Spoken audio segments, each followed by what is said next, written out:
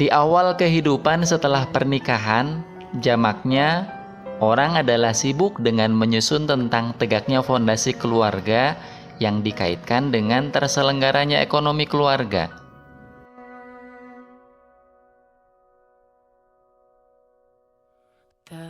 Hal ini agak berbeda dengan apa yang dilakukan Kang Makmur. Usai menikah dan tinggal sementara di rumah mertua, Kang Makmur justru terpesona dengan anak-anak di lingkungan tersebut. Anak-anak itu tulus dan sangat rajin menjaga sholat fardunya di masjid, ujar Kang Makmur pada sebuah ketika. Saya terpanggil untuk mengajari ngaji mereka, masih ujar Kang Makmur. Sehingga terselenggaralah di pojok sebuah masjid keramaian anak-anak belajar Al-Quran yang semakin hari semakin banyak jumlahnya. Ini tidak bisa terus begini, harus ada wadah untuk menampung mereka dan menjaga keberagamaan anak-anak yatim itu, bisik Kang Makmur pada sang istri.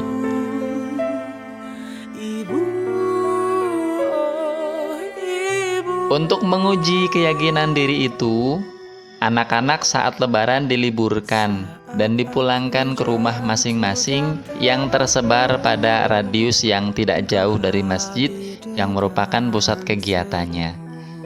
Kalau nanti setelah liburan kita mulai lagi dan jumlahnya tetap dan tidak berkurang, maka pilihan membuat wadah pembinaan bagi mereka adalah keniscayaan, bisik lirih Kang Makmur kepada istrinya.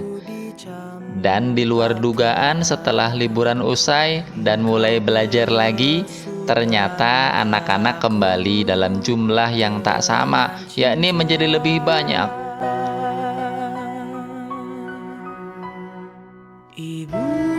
Inilah barangkali trigger dan cikal bakal lahirnya pesantren Al-Aitam yang berkhidmat pada anak-anak yatim.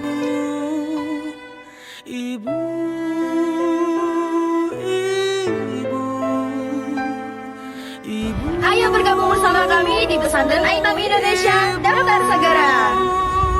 Ayo. Saat aku bangkit, engkau Berikut obrolan kisahnya. Assalamualaikum Ustaz. Assalamualaikum warahmatullahi wabarakatuh. Engkau yang tak terucap.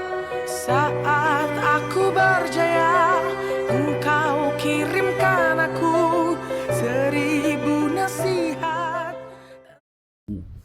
Jadi kita mulai tahun kemarin kita perluas dengan anak-anak duafa untuk usia SMP SMA. Oh, Tapi kalau yang untuk SD dan untuk balita masih kita khususkan untuk anak-anaknya. Gini, kita semua saya kira pengen beramal. Jadi, Beramal itu ya pengen masuk surga. Masuk surga itu jalannya banyak.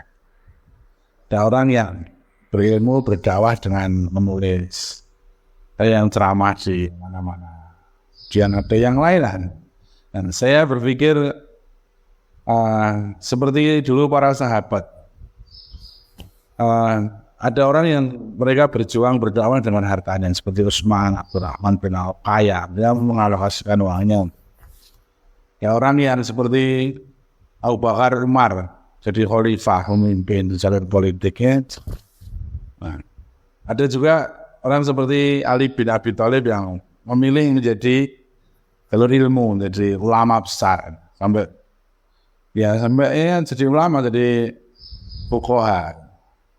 Kemudian ada yang terakhir yang ingin ini jadi primadona saya. Saya ingin menjadi seperti Bilal. Muadzin sederhana. Ya dia bukan hanya muadzin. Iya. Maksud saya Bilal muadzin. Dia ingin beramal saja. Beramal. Kalau ingin dari politik orang bakatku. Ingin jadi ulama itu bakat. Ingin sugih aku ya kita itu rakyat coba. Ya saya ingin beramal seperti ya itu Bilal. Ya Bilal amalnya apa? Muadzin. Kalau saya amalnya ya saya sekarang ngurusi anak yatim, anak duafa.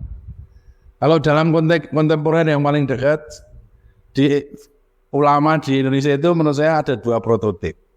Satu namanya dia Haji Hasyim Asy'ari.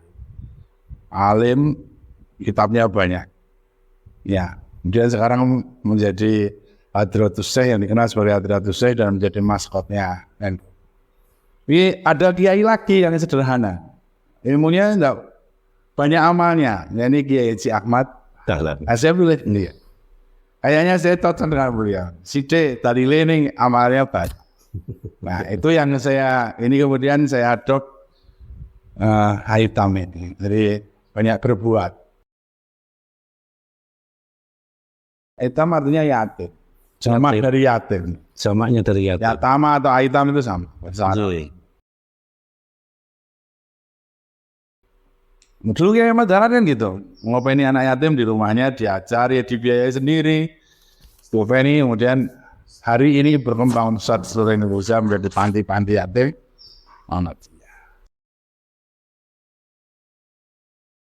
Saya memilih nama pesantren karena kalau panti itu kesannya belas kasihan. Kalau saya nama pesantren itu gagah. Gagah bagi anak-anak. Jadi anak-anak ini saya biasakan mereka itu gagah. Jadi kalau mereka sekarang menerima donasi, menerima belas kasihan dari orang itu ya dimaknai darurat lah, sementara. Termasuk ini saya lakukan juga untuk anak-anak. Anak-anak itu kalau diundang kemana, saya biasakan membawa oleh-oleh. Jadi sebelum mereka memberi dulu. Ini yang saya coba tanamkan ke anak-anak. Ini saya awali sebenarnya pelembagaannya itu tahun 2006. 2006 saya menikah terus tinggal di rumah mertua saya di Kartosuro. Rumah mertua saya itu nyanding musola. Sekarang masih gitu. Orang di Kartosuro, tempatnya di Kampung Brontowirian, Ngambian, Kartosuro. Sekarang dipakai untuk sekolah senior, pesantren lansia Husnul Khotimah. Tapi belum seperti pesantren, baru sekolah senior. Seminggu sekali ada sekolah untuk lansia. Santrinya ada 50 orang. Free juga itu. Jadi di situ saya dulu tinggal di sana 2 tahun. Tetangga saya itu ada anak yatim 4 ya, 2 laki-laki 2 perempuan.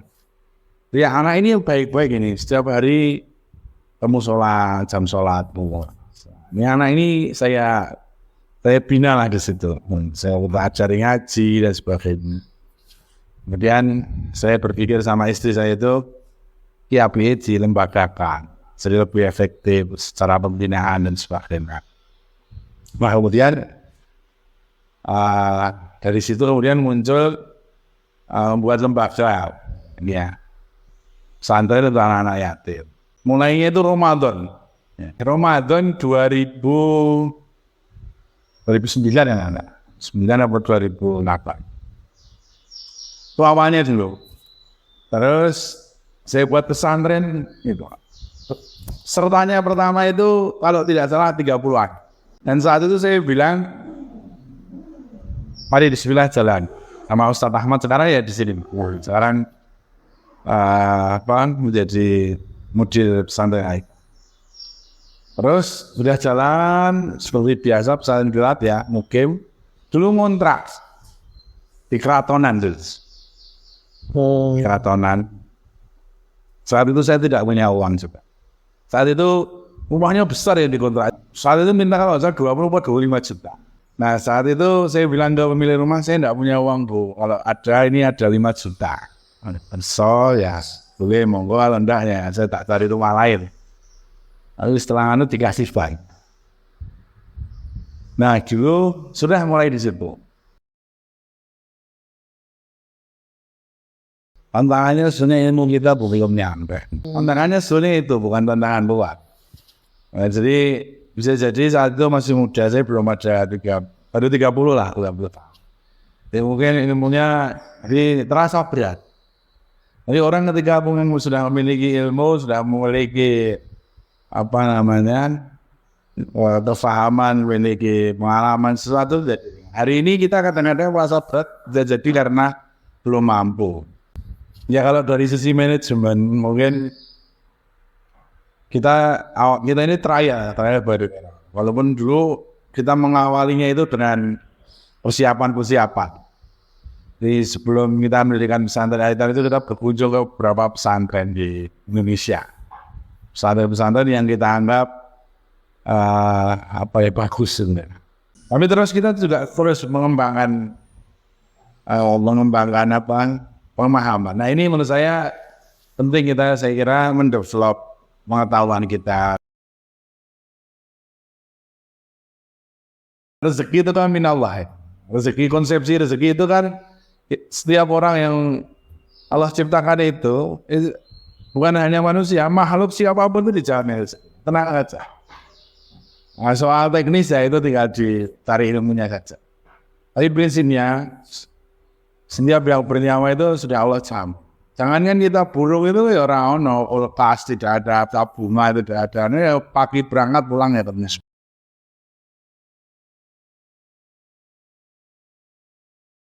Pesantren Aitam ini sekarang kita branding menjadi pesantren Tahfidz Trainer. Tahfidz Trainer. Nah, Tahfidz Trainer. Jadi anak-anak ini kita ada target tahfidz, kemudian diniyah dan sebagainya, tapi juga ada muatan trainer. Nah, trainer itu intinya adalah anak-anak kita ajari tentang ilmu dan skill pengetahuan tentang berwirausaha. Sehingga mereka nanti punya bekal kalau nanti lulus. Pilihan ya, orang hidup ini kan pilihan, mau jadi pegawai, mau jadi karyawan, terserah. Tapi kalau mereka mau wirausaha, mereka punya ilmunya. Atau kalau mereka nanti tetap jadi pegawai, minimal kalau mereka mau investasi juga sudah ada ilmu. Jadi tidak lagi blank ataupun buta. Kenapa kita memilih anak yatim ya? Anak yatim ini salah satu umatnya Rasulullah yang paling beliau cintai. Sampai kemudian Rasulullah kemudian mengatakan, ana wa kafil yatim bil jannah hafatat. Siapa orang yang menyantuni anak yatim itu akan masuk surga bersama Rasulullah seperti halnya jari yang jejet dua. Kita coba membuat arahan singkat saja. Arahan yang singkat itu maksudnya masih kita develop terus. Intinya anak-anak itu mendapatkan teori tentang wirausaha, tentang entrepreneur. Kemudian mereka mendapatkan muatan praktek. Kemudian yang ketiga, mereka juga langsung kita libatkan dalam proses usaha. Yang sekarang juga ini menjadi usahanya yayasan atau pesantren. Mereka terlibat sekarang, jadi merasakan apa yang dimaksud dengan marketing, apa yang dimaksud dengan produksi, apa yang dimaksud dengan ketemu dengan para pemuda, masuk bagaimana lika-liku administrasi usaha. Nah ini yang kita tuangkan dalam program. Satu yang paling penting mindset. Ya. Kita membentuk anak-anak itu punya mindset usaha, trainer. Walaupun sebetulnya kita tidak memaksa, mereka itu kan nanti juga akan lulus ya. Beberapa alumni Aitam sudah pada kuliah. Tidak semuanya pengen jadi wirausaha. Tapi kita beri bekal mereka. Ya, kalau mereka pengen wirausaha, ini ilmunya. Atau nanti kalau mereka kesulitan cari pekerjaan, ke PPT wirausaha pun sudah punya ilmu. Atau nanti kalau mereka tetap jadi karyawan, jadi pegawai, mereka punya uang mau investasi, punya ilmunya.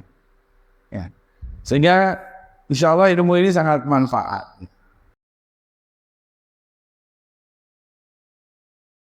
Saya kira ini juga menjadi target rata-rata pondok pesantren.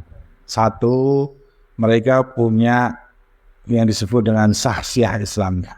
Jadi kita itu sini ada namanya muasofat. Ya.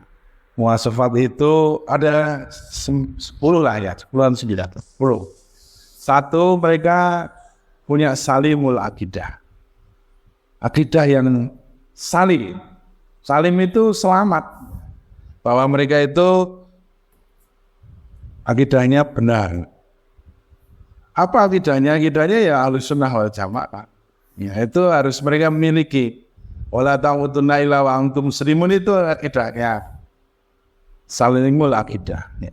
Kemudian mereka punya shaqihul ibadah. Ibadah yang sesuai dicontohkan oleh Rasulullah dan ulama-ulama kita.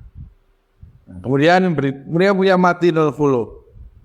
Matinul khuluq itu akhlakul karimah. Mereka beradab di Islam.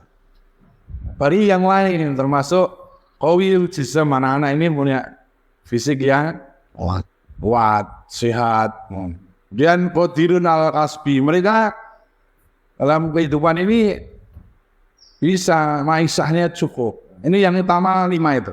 Kalau yang lain tambahlah termasuk skill, nanti ilmu, kemudian mereka bisa menghafal. Tapi sebetulnya yang paling utama 5 tadi yang saya sebut.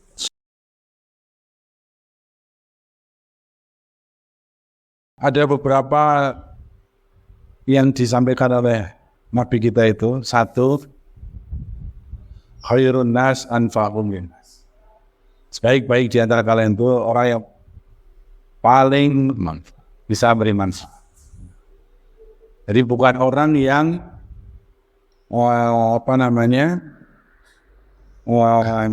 tarsan. Ya, agama ini tidak suka. Di orang itu harus bermanfaat. Apapun kondisinya dia. Ini yang harus diingat. Jadi seorang mukmin yang baik itu dimanapun dia memberi manfaat. Sekecil apa. Kemudian berikutnya adalah khairukum man ta'allama al-Qur'an wa. Sebaik-baik kalian itu adalah orang yang mau dan mampu belajar dan mengajarkan. Maka saya tekankan ke santri-santri di sini. Saya sering ketika ngajar saya sampaikan, saya ingin kalian nanti disuruh dari sini kemanapun, jadi apapun, ketika nanti kadang-kadang silaturahim ke pondok, ke rumah saya, ketemu saya ingin kalian cerita saya sekarang jadi dokter Ustaz, tapi saya sekarang ngurusi pondok, ngurusi masjid, jadi guru TPA, saya ngajar, saya dakwah, itu yang ingin saya. Jadi tidak perlu mereka datang ke rumah saya bawa hotel, bawa minum, bawa uang, enggak. Ini saya ingin mereka cerita ke saya bahwa saya tetap berkhidmah pada agama ini. Dimanapun berapa, saya jadi apapun. Ya. Nah ini yang sekarang jadi jargon kita, doa kobra kulisah. Kita itu dai sebelum jadi apa. Jadi karena apa? Salah satu kita itu menjadi mulia itu kata Allah Subhanahu wa taala adalah kuntum khairu ummatin ukhrijat lin-nasi ta'muruna bil ma'ruf wa tanhauna 'anil munkar. Kalian itu umat yang terbaik. Umat yang terbaik itu cirinya adalah ya ukhrijat lin-nas, ajak manusia pada kebaikan. Ta'muruna bil ma'ruf, amar ma'ruf nahi munkar. Dan itu dahi pekerjaan. Dan itu pekerjaan para nabi, para rasul yang Allah jamin. So, kemudian berikutnya adalah mari kita membuat ukuran hidup ini. Orang Islam ini ukurannya bukan banyaknya harta, bukan banyaknya tingginya jabatan, luasnya kewenangan, atau apapun yang ini hari ini menjadi ukuran-ukuran kesuksesan orang hidup di dunia bagi orang umum. Tapi ukuran kita, ukuran sukses bagi seorang yang beriman, seorang muslim itu adalah inna akramakum indallahi. Orang yang paling mulia di antara kalian itu orang yang paling bertakwa. Nah, ini yang harus mari kita terus menerus menggaungkan bahwa makom tertinggi kita itu bukannya duit sing akeh, anak sing sukses bukan. Tapi bagaimana pendidikan ini, termasuk pesantren Aitam ini, tolak ukur suksesnya itu paling penting sekali, termasuk anak-anak kita di rumah kita itu, kalau anak kita itu semakin takut pada Allah, jadi itu sukses. Dan terakhir yang saya ingin sampaikan, ini mengiling-iling untuk kita dan semoga manfaat bagi dengan semua itu adalah hari ini kita perlu mengupdate kembali kriteria bahagia. Ya. Orang hari ini bahagia, ceria, senang itu kalau di duit akeh. Omahe gede apik, mobile apik, kendaraan apik.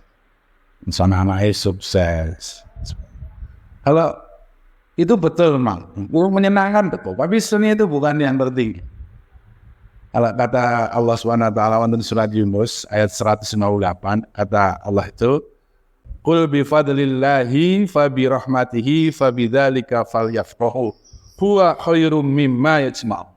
Katakanlah Muhammad kepada umatmu, hendaklah dengan rahmat dan karunia Allah, kamu sekalian itu bahagia. Huwa khairum mimma yajma'un. Karunia dan rahmat Allah itu lebih baik daripada huwa khairum mimma yang selama ini kalian kumpulkan. Hari ini kita mengumpulkan anak, bojo, bondo, macam-macam, itu betul bahagia. Tapi bahagia yang tertinggi itu adalah rahmat dan karunia.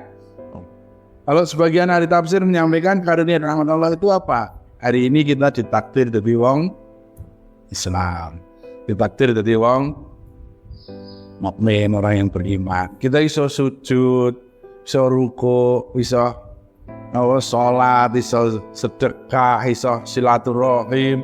Itu mari kita syukur. Nah, ini yang orang kadang lupa ya. Jadi mari kita nikmati sholat kita, itu kebahagiaan. Kalau hari ini belum bahagia, mari kita berupaya bahagia. Makanya penting bagi kita untuk istiqomah dalam hidup. Istiqomah itu ya terus menerus menyempurnakan apa yang sudah ada. Mari kita terus menerus sampai nanti kemudian Allah panggil pulang kita.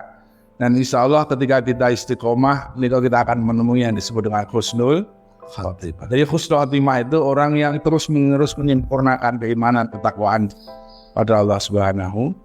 Saya kira demikian yang bisa saya sampaikan.